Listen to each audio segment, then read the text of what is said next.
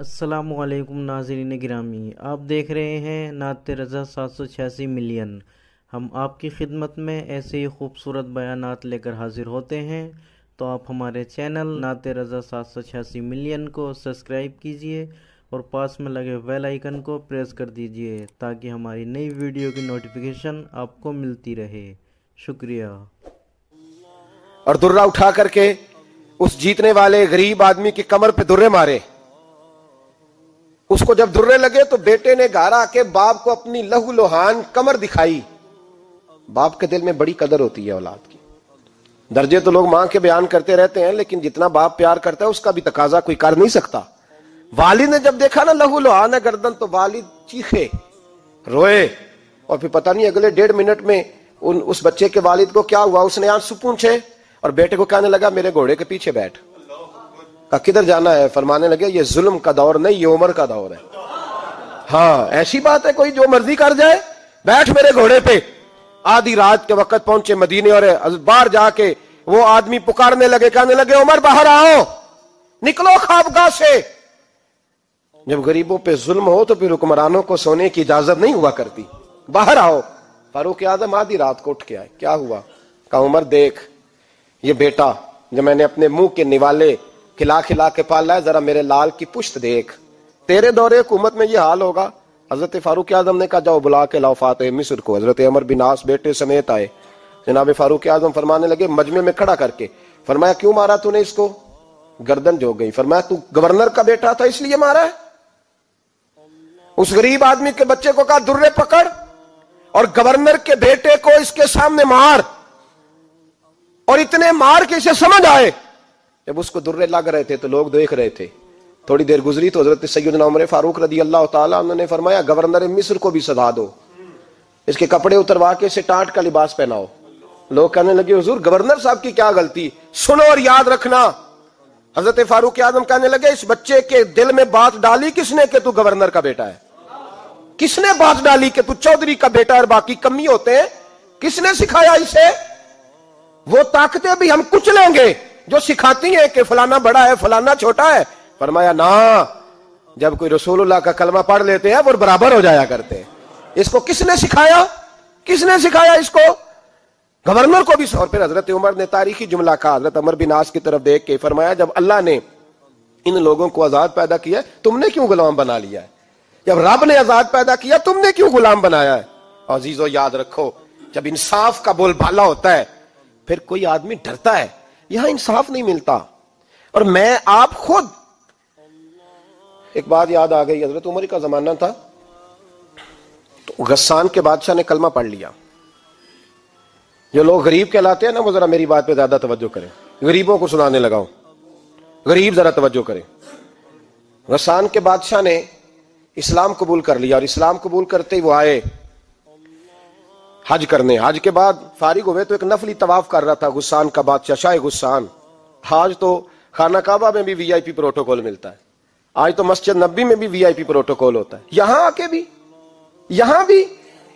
اور دیکھتے صحیح تو کھڑا کہاں ہے؟ یہاں بھی پولیس والوں نے بازو پکڑے۔ سوچو تو صحیح، یہ حال کر دیا تم نے مذہب کا۔ طواف کعبہ ہو رہا ہے اور غسان کے بادشاہ نے جبہ پہنا ہوا ہے باریک اور لمبا، وہ طواف کعبہ کر رہا تھا تو ایک غریب آدمی کا پیر اس کے جبے پہ آ گیا۔ جب پیر آیا تو اس نے پلٹ کے غریب کے منہ پہ تھپڑ مارا۔ جب تھپڑ مارا تو اس غریب نے سیدنا فاروق اعظم کی عدالت میں مقدمہ کر دیا، کہا بادشاہ نے تھپڑ مارا ہے۔ حضرت عمر فاروق رضی اللہ تعالیٰ عنہ نے بادشاہ کو بلایا، فرمایا تو نے اس غریب کو مارا ہے؟ کہا جناب اس نے پیر رکھا تھا۔ تو فرمایا پیر رکھا تھا تو کیا ہو گیا؟ تو نے کیوں لمبا جبہ پہنا تھا؟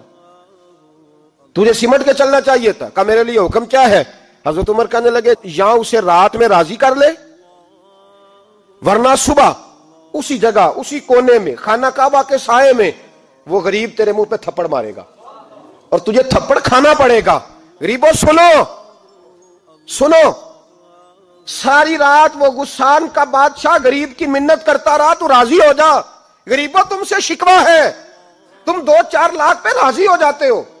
غریبوں تم سے شکوہ ہے، تم انصاف ہونے نہیں دیتے۔ غریبوں تم تھوڑی تھوڑی بات پہ مطمئن ہو جاتے ہو، تھوڑی تھوڑی بات۔ جتنے غریب تن ہیں لباسوں سے دور دور، اتنی ہی چادریں میں مزاروں سے چھین لوں اور جتنے غریب گھر ہیں اجالوں سے دور دور اتنی ہی روشنی میں ستاروں سے چھین لوں، اتنی تو ہمتیں ہو میری کم سے کم بلند کہ شاہوں کے تاج فقط اشاروں سے چھین لوں۔ تمہاری زیادتی ہے، تم نے ظلم پروان چڑھایا ہے۔ جب تم چودھری کے کہنے پر ایم این اے کے کہنے پہ راضی ہو جاتے ہو، تم انصاف ہونے نہیں دیتے، ڈٹنا سیکھو، کھڑے ہونا سیکھو۔ جب اسے کہا نا راضی ہو جا تو وہ غریب کہنے لگا میں راضی ہو جاؤں اور کل تو کسی اور کو بھی تھپڑ مارے۔ فرمایا جتنی تیرے پاس دولت ہے لا کے قدموں میں رکھ۔ ہم دولتوں کی پرواہ اس لیے نہیں کرتے کہ ہم نے محمد عربی کا چہرہ دیکھا ہوا ہے، اب میری نگاہوں میں جچتا نہیں کوئی، اس لیے کہ جیسے میرے محبوب ہیں ویسا نہیں۔ تم اثر لینا چھوڑ دو، تم اثر بڑا لیتے ہو، ہاں تمہارے اوپر چیزیں اثر انداز ہوتی ہیں، اس لیے انصاف نہیں ہوتا۔ ڈٹنا سیکھو، کھڑے ہونا سیکھو۔ جو بھائی ڈٹ جاتا ہے نا وہ بڑے کمال کر جایا کرتا ہے۔ ساری رات مناتا رہا۔ حضرت عمر سے کہنے لگا وہ نہیں مانتا، تو جناب عمر کہنے لگا پھر تیاری کر لے، ہم بادشاہ نہیں دیکھیں گے، دولت نہیں دیکھیں گے، ہم رسول اللہ کا دین دیکھیں گے، ہم نبی پاک کا نظام دیکھیں گے۔ وہ بادشاہ رات کو دوڑ گیا، بھاگ گیا، جا کے عیسائی ہو گیا۔ لوگوں نے کہا اتنا قیمتی آدمی عمر نے ضائع کر دیا۔ فرمایا چپ کرو، میں نے کوئی چیز ضائع نہیں کی، میں نے تو اپنے رسول کا دین بچا لیا ہے، کوئی شے ضائع نہیں ہوئی۔ عدل جب تک میں پھر کہوں گا اس عدل کے نقصان میں ہر آدمی برابر کا شریک ہے۔ ہم عدل ہونے نہیں دیتے، ہم عدل قائم نہیں کرتے، ہمارا تقاضا ہی نہیں کہ عدل ہو، ہم اپنے آپ کو عدل کے لیے پیش ہی نہیں کرتے، مزاج ہی نہیں۔ حضرت علی المرتضیٰ ایک جری انسان تھے، اور وہ علی تھے جن پر انسانیت رشک کرتی ہے، اور مولا علی وہ ہستی تھے کہ میرے مصطفیٰ کریم صلی اللہ تعالی علیہ وسلم نے فرمایا اس کے دیدار کو تو فرشتے بھی آیا کرتے ہیں، نا بڑا آدمی۔ اور پھر امیر المومنین خلیفۃ المسلمین حضرت علی، خود مولا علی نے حضرت قاضی شریح کو قاضی بنایا، چیف جسٹس بنایا، اپنے ہاتھوں سے تعیناتی کی۔ حضرت مولا علی رضی اللہ تعالیٰ عنہ کی زرہ گم ہو گئی، کافی دیر گزر گئی تو ایک یہودی کے پاس وہ زرہ آپ کو نظر آئی۔ حضرت علی نے ڈائریکٹ اس سے چھین نہیں لیا، حالانکہ امیر المومنین تھے۔ ہمارے ہاں ڈنڈا بھی بڑا چلتا ہے نا، جو طاقتور ہوتا ہے وہ تو تھانے جاتا ہی نہیں، اس کو ضرورت نہیں، اس نے تو بندے رکھے ہوئے ہیں، اس کو تو پتہ ہے کام کیسے لینا ہے۔ لیکن حضرت علی نے آئینی رستہ اختیار کیا، قانونی رستہ۔ قاضی صاحب کی عدالت میں مقدمہ کیا کہ فلاں یہودی کے پاس میری زرہ ہے اور وہ چوری ہو گئی تھی، گر گئی تھی، گم گئی تھی، مجھے دلائی جائے۔ قاضی صاحب نے بلا لیا یہودی کو، امیر المومنین بھی کٹہرے میں۔ قاضی صاحب کہنے لگے اس سے کہ زرہ تیری ہے؟ اس نے کہا جی میرے پاس ہے تو میری ہے۔ قاضی صاحب کہنے لگے حضرت علی سے گواہ آپ کو دینے پڑیں گے کیونکہ مقدمہ آپ نے کیا ہے، اگرچہ وہ امیر المومنین ہے۔ توجہ ہے بھائیوں کی، سمجھ آ رہی ہے باتوں کی؟ گواہ امیر المومنین آپ نے دینے ہیں کیونکہ مقدمہ آپ نے دائر کیا۔ تو حضرت علی کہنے لگے میرا بیٹا حسن گواہی دے گا کہ میری ہے، اور میرا غلام کمبر گواہی دے گا۔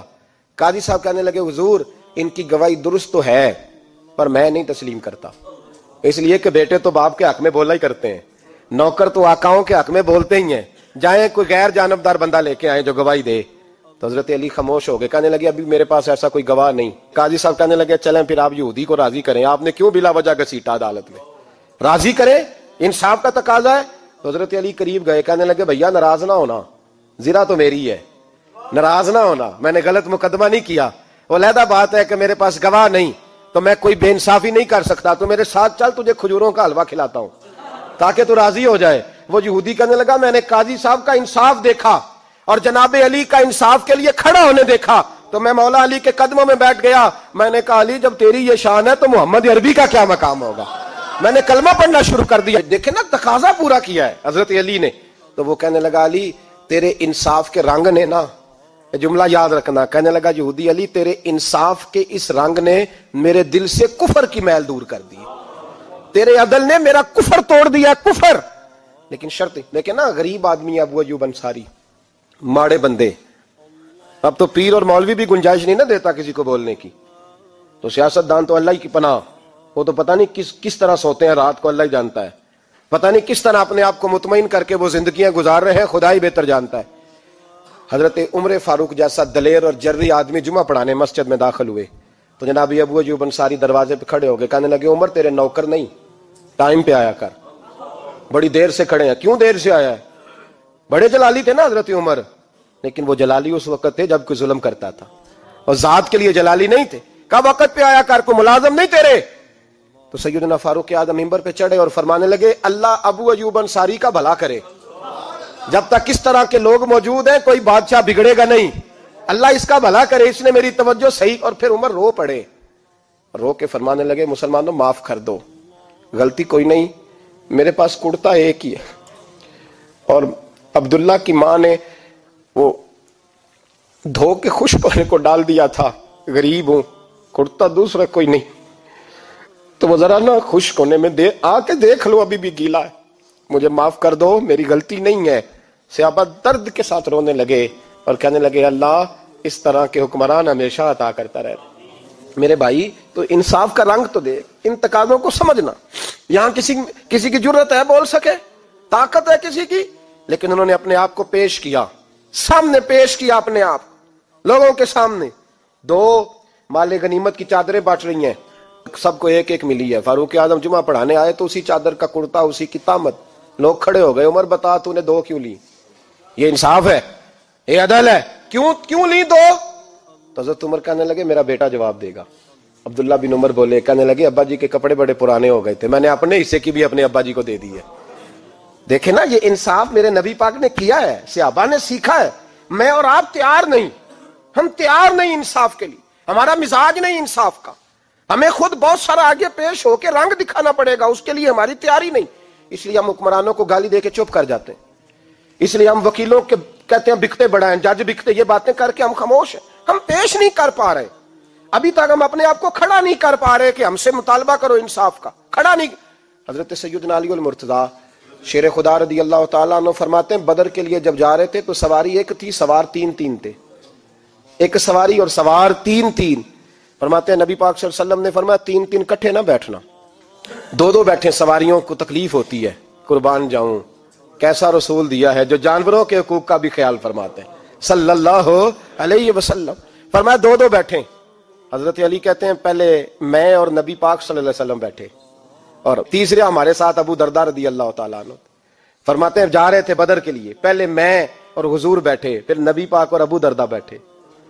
فرماتے ہیں پھر نمبر لگ گیا میرا اور ابو درداء کا، اور مصطفیٰ نے گھوڑے کی لگام تھامی تو حضرت ابو درداء تڑپ اٹھے، کہنے لگے علی نہ طبیعت مانتی ہے، نہ ادب مانتا ہے، نہ عشق مانتا ہے، تو اس طرح کر، میں تو چھوٹا ہوں، آپ کہیے رسول پاک سے، آپ ہر لحاظ سے بڑے ہیں، آپ عرض کیجئے کہ حضور نہ ادب مانتا ہے، نہ عشق مانتا ہے، نہ پیار مانتا ہے، نہ تقاضا ہے، مہربانی کرے آ جائیں۔ حضرت علی ہاتھ باندھ کے عرض کرنے لگے محبوبہ ٹھیک ہے باری آپ کی پیدل چلنے کی ہے، پر مہربانی کریں، ادب پیار اور محبت مجبور کر رہی ہے۔ تو حضور نے فرمایا علی چپ کر، میں عدل نہیں کروں گا تو لوگ عدل سیکھیں گے کیسے؟ اگر میں عدل نہیں کروں گا تو قوم سیکھے گی کیسے؟ مجھے عدل کرنے دے، انصاف کرنے دے، فرمایا چلنے دے مجھے پیدل، کچھ نہیں ہوتا۔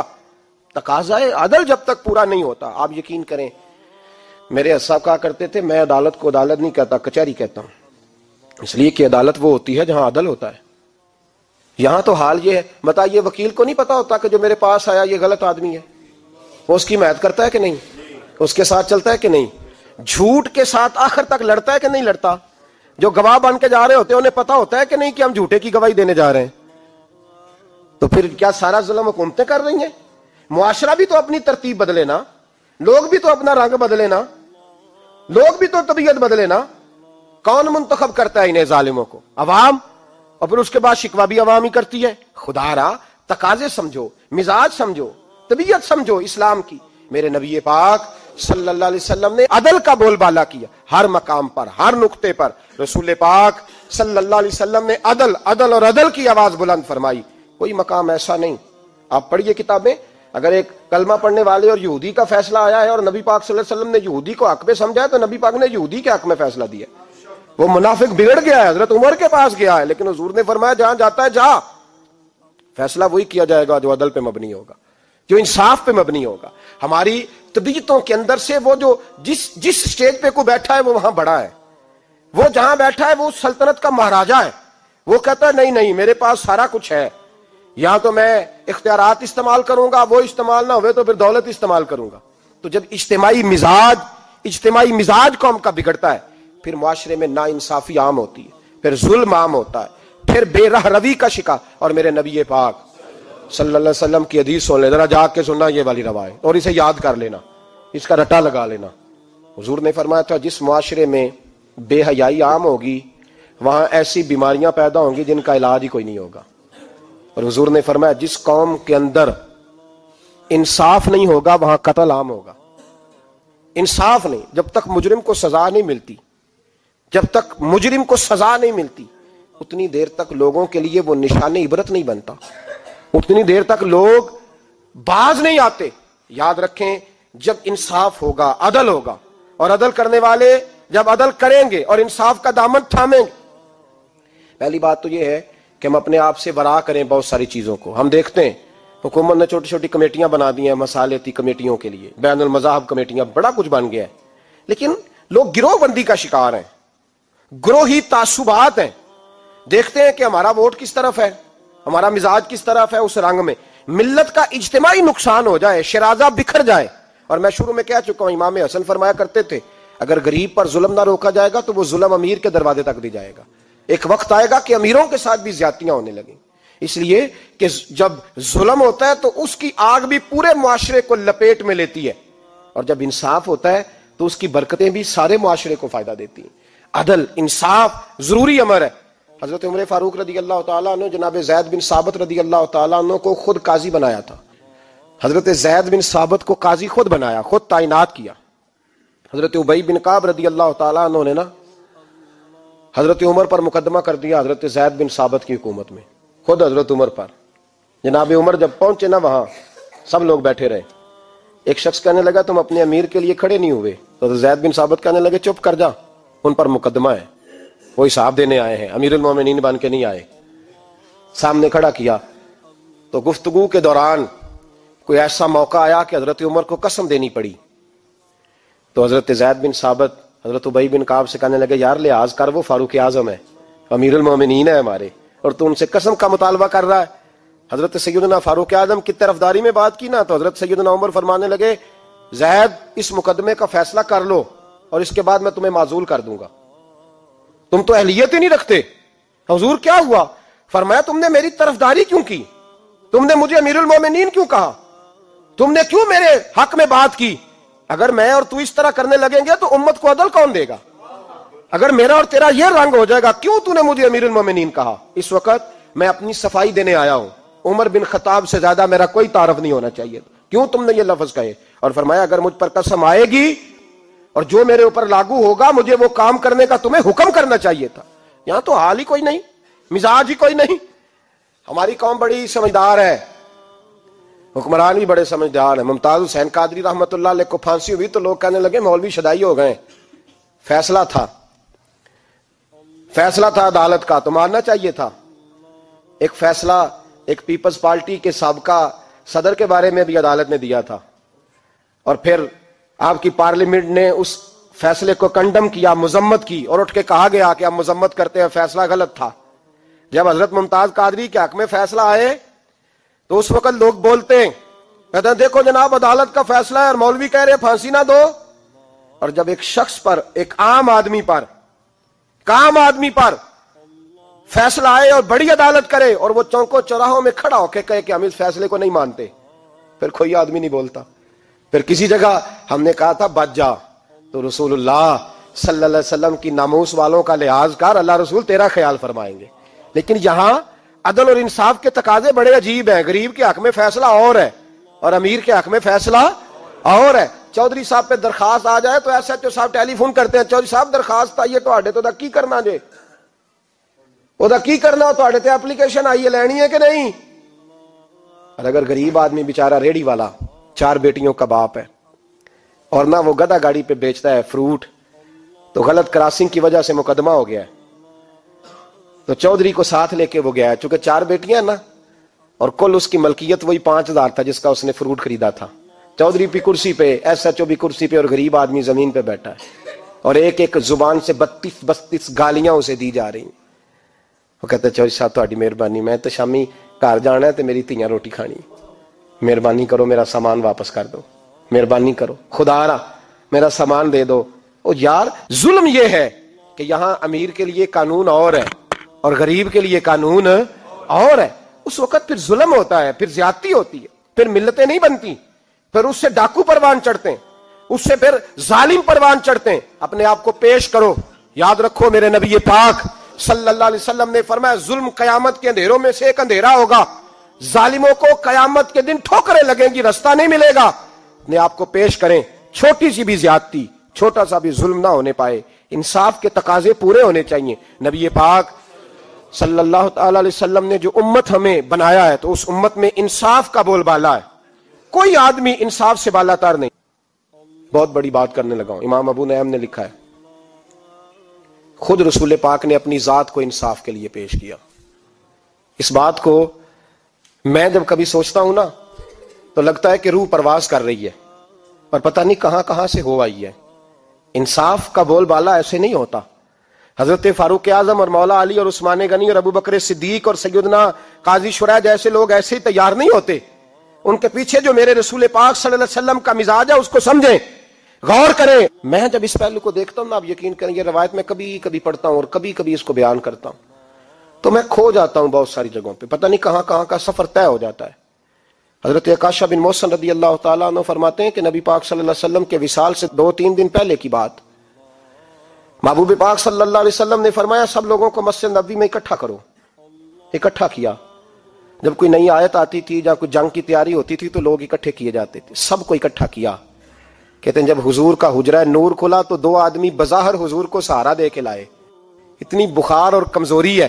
حضور منبر پہ بیٹھے اور جب نبی پاک بات کرتے ہیں تو ہاتھ مبارک پہ بظاہر راشا ہے, کانپتے ہیں دست اقدس.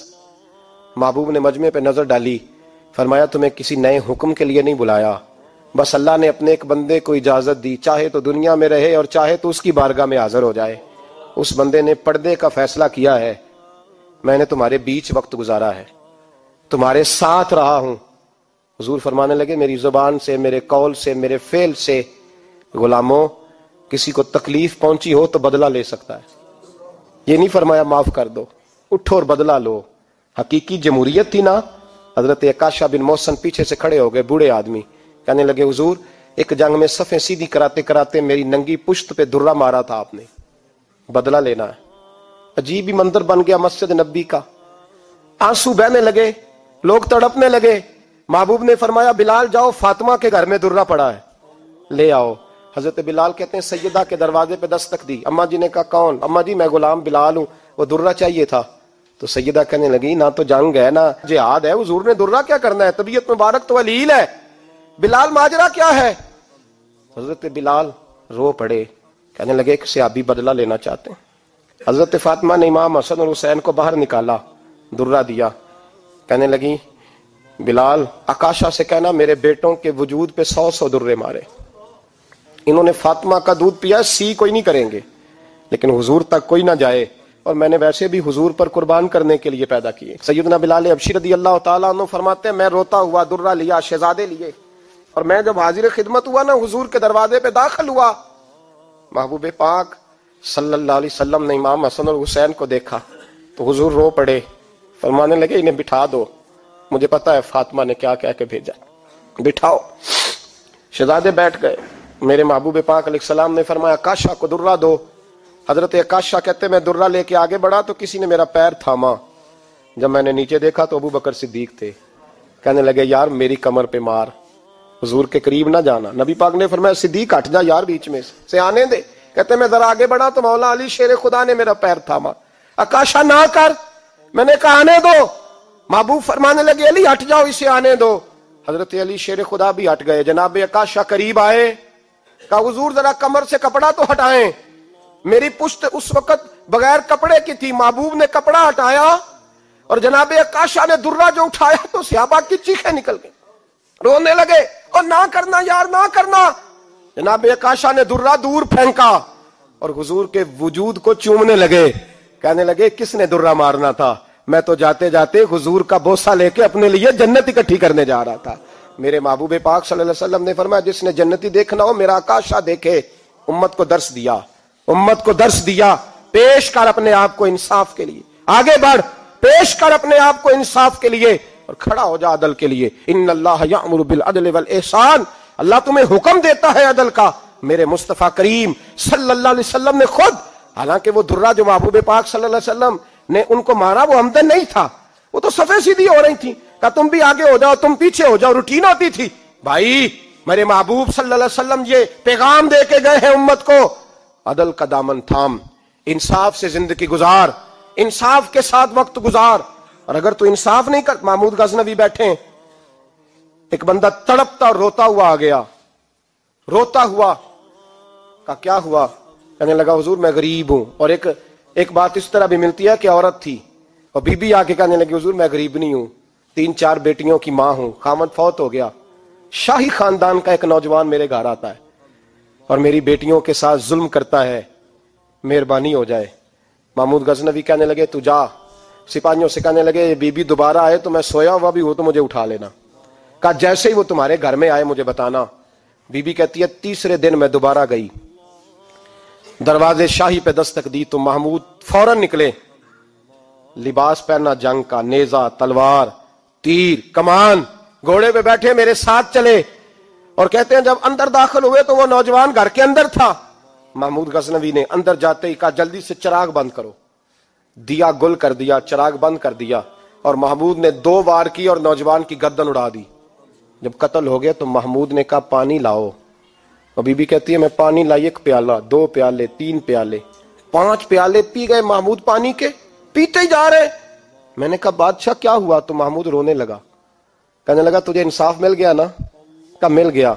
تو محمود کہنے لگے یہ میری سگی بہن کا بیٹا تھا اور میری بیوہ بہن کا اکیلا بیٹا تھا۔ جب تو میرے گھر آئی کہ شاہی خاندان کا نوجوان آتا ہے تو میں نے تحقیق کی تو مجھے پتا چلا کہ وہ تو میرا اپنا بانجا ہے۔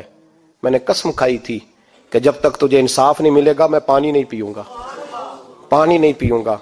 پانی اس لیے مانگا ہے کہ پیاس سے مر رہا ہوں، اور دیا اس لیے بند کیا ہے کہ بہنیں بڑی پیاری ہوتی ہیں نا، اور پھر بہن بیوہ ہو اور بیٹا اس کا یتیم ہو اور اکیلا ہو پھر رنگ اور ہوتا ہے نا، اس لیے چراغ گل کر کے میں نے اسے قتل کیا ہے کہ اگر مارنے لگوں تو کہیں بہن کا چہرہ نہ میری آنکھوں کے سامنے آئے، کہیں بھانجے کا تصور دیکھ کر میں اسے چھوڑ نہ دوں۔ ان اللہ یأمر بالعدل والاحسان، جب تک عدل اور انصاف ہوتا رہتا ہے، معاشرہ سکون سے بھرا رہتا ہے۔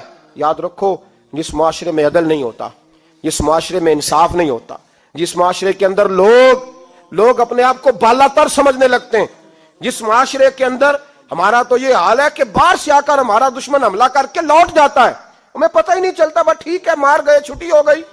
جس معاشرے کی بے حسی کا یہ عالم ہو کہ درجنوں لوگ قتل ہوں، اور میں دکھ سے یہ باتیں کرتا ہوں، دکھ سے۔ ایک دن نا اخبار پہ 4 قتلوں کی خبر بھی لگی ہوئی تھی اور ایک سیاستدان کی ممکنہ شادی کی خبر بھی لگی ہوئی تھی۔ کلیجہ پھٹتا ہے بات کرتے۔ وہ خبر اتنی چھوٹی سی تھی کہ آج ضلع لاہور میں 4 لوگ قتل ہو گئے، وہ خبر اتنی چھوٹی تھی، اور ایک سیاستدان نئی مداری کرنے لگا ہے، اس کی خبر بڑی تھی۔ اور قوم وہ ٹھیک ہے، پڑھنے والا بھی ایسا ہی ہے، میری طرح کے لوگ، انہوں نے وہ کہا وہ قتل تو روز ہوتے رہتے ہیں، یہ عام سے لوگ ہیں، غریب لوگ، یہ گاجر مولی ہیں، کوئی برج نہیں، کٹ گئے تو یہ شادی کی خبر بڑی ہے، اس پہ تبصرہ ہونا چاہیے۔ اسی وقت پھٹے آباد ہو جاتے ہیں، چونک آباد ہو جاتے ہیں، بحث شروع ہو جائے، 4 آدمی قتل ہو گئے، ٹھیک ہے معاذ اللہ، مسئلہ ہی کوئی نہیں۔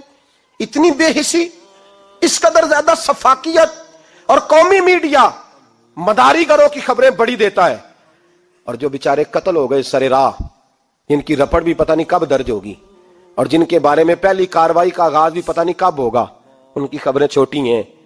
ہم تو اس طرح ہیں جیسے کوئی مداری لگائے گا تو ساری قوم وہاں اکٹھی ہو جائے گی، یہ سنجیدہ قوموں کا وتیرہ نہیں۔ او بھائی، ہم پاکستانی، پنجابی، یہ سارا کچھ بعد میں ہے، سب سے پہلے ہم رسول اللہ کے غلام ہیں۔ ہمارے مزاج کے اندر وہ سارا کچھ ہونا چاہیے جو ہمارے نبی نے ہمیں عطا فرمایا ہے، ہمیں ان ساری چیزوں کو سیکھنا چاہیے جو رسول پاک نے ہمیں عطا فرمائی ہیں۔ اپنے مزاج کو تبدیل کریں، انصاف کا آغاز کریں، اور اگر کبھی غلطی ہو جائے تو ڈٹ کے کہیں ہو گئی، اپنے آپ کو پیش کریں۔ حضرت علی شیر خدا رضی اللہ تعالیٰ عنہ فرمایا کرتے تھے جسے دنیا میں سزا ملے گی اللہ دوبارہ قیامت میں نہیں دے گا، اس لیے کہ میرا رب بڑا کریم ہے۔ آپ فرمایا کرتے تھے وہ بڑے قیمتی لوگ ہیں جو دنیا میں سزا لیتے ہیں لیکن آخرت کی سزا سے بچ جایا کرتے ہیں۔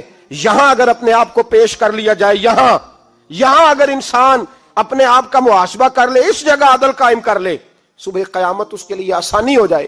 غریب سے لے کر امیر تک جو جس جگہ بیٹھا ہے، جس منصب پہ بیٹھا ہے، اسے تقاضا عدل قائم کرنا چاہیے۔ اسے انصاف کا بول بالا کرنا چاہیے، اسے ہر مقام پر یہ سوچنا چاہیے کہیں ایسا تو نہیں کہ میں بے انصاف ہوں